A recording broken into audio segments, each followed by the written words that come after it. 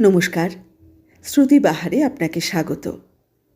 শ্রীমকথিত শ্রী শ্রী রামকৃষ্ণ কথামৃত পাঠ করে শোনাচ্ছি। সমাধি হলে কর্মত্যাগ। শ্রীরামকৃষ্ণ বলছেন, আমায় একজন বলেছিল, মশায়, আমাকে সমাধিটা শিখিয়ে দিতে পারেন? সমাধি হলে সব কর্ম ত্যাগ হয়ে যায়। পূজা জপাদি কর্ম, বিষয়কর্ম সব ত্যাগ হয়। প্রথমে কর্মের বড় হইচই থাকে। যত ঈশ্বরের দিকে এগোবে ততই কর্মের আড়ম্বর কমে, এমনকি তার নাম গুণগান পর্যন্ত বন্ধ হয়ে যায়। শিবনাথের প্রতি বললেন, যতক্ষণ তুমি সভায় আসনি তোমার নাম গুণ কথা অনেক হয়েছে, যেই তুমি এসে পড়েছ অমনি সেসব কথা বন্ধ হয়ে গেল। তখন তোমার দর্শনেতেই আনন্দ।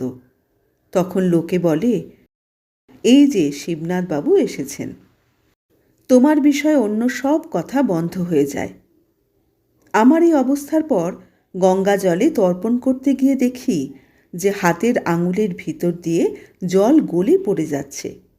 তখন হলধারীকে কাঁদতে কাঁদতে জিজ্ঞাসা করলাম, দাদা, এ কি হলো? হলধারী বললে, এ কি গলিত হস্ত বলে। ঈশ্বর দর্শনের পর তর্পণাদি কর্ম থাকে না। সংকীর্তনে প্রথমে বলে, নিতাই আমার মাতা হাতি, নিতাই আমার মাতা হাতি। ভাব গাঢ় হলে শুধু বলে হাতি, তারপর কেবল হাতি। এই কথাটি মুখে থাকে। শেষে হা বলতে বলতে ভাব সমাধি হয়। তখন সে ব্যক্তি এতক্ষণ কীর্তন করছিল চুপ হয়ে যায়। যেমন ব্রাহ্মণ ভোজনে প্রথম খুব হইচই, যখন সকলে পাতা সামনে নিয়ে বসল তখন অনেক হইচই কমে গেল। কেবল লুচিয়ান লুচিয়ান শব্দ হতে থাকে। তারপর যখন লুচি তরকারি খেতে আরম্ভ করে তখন 12 আনা শব্দ কমে গেছে। যখন দই এলো তখন সুপ সুপ, শব্দ নেই বললেও চলে। খাবার পর নিদ্রা, তখন সব চুপ। তাই বলছি, প্রথম প্রথম কর্মের খুব হইচই থাকে। ঈশ্বরের পথে যত এগোবে ততই কর্ম কমবে। শেষে কর্মত্যাগ আর সমাধি। গৃহস্থের বউ অন্তঃসত্ত্বা হলে শাশুড়ি কর্ম কমিয়ে দেয়। 10 মাসে কর্ম প্রায় করতে হয় না। ছেলে হলে একেবারে কর্মত্যাগ। মা ছেলেটি নিয়ে কেবল নাড়াচাড়া করে। ঘরকন্যার কাজ শাশুড়ি ননদ যা এরা করে। অবতারের শরীর সমাধির পর লোকশিক্ষার জন্যে। শ্রীরামকৃষ্ণ বলছেন, সমাধিস্থ হবার পর প্রায় শরীর থাকে না।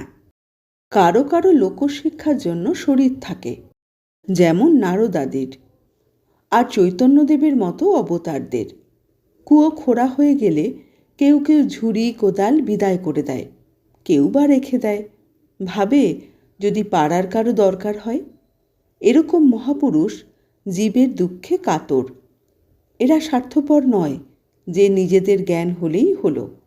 স্বার্থপর লোকের কথা তো জানো, এখানে মদ বললে মুদবে না, পাছে তোমার উপকার হয়। 1 পয়সার সন্দেশ দোকান থেকে আনতে দিলে চুষে চুষে এনে দেয়।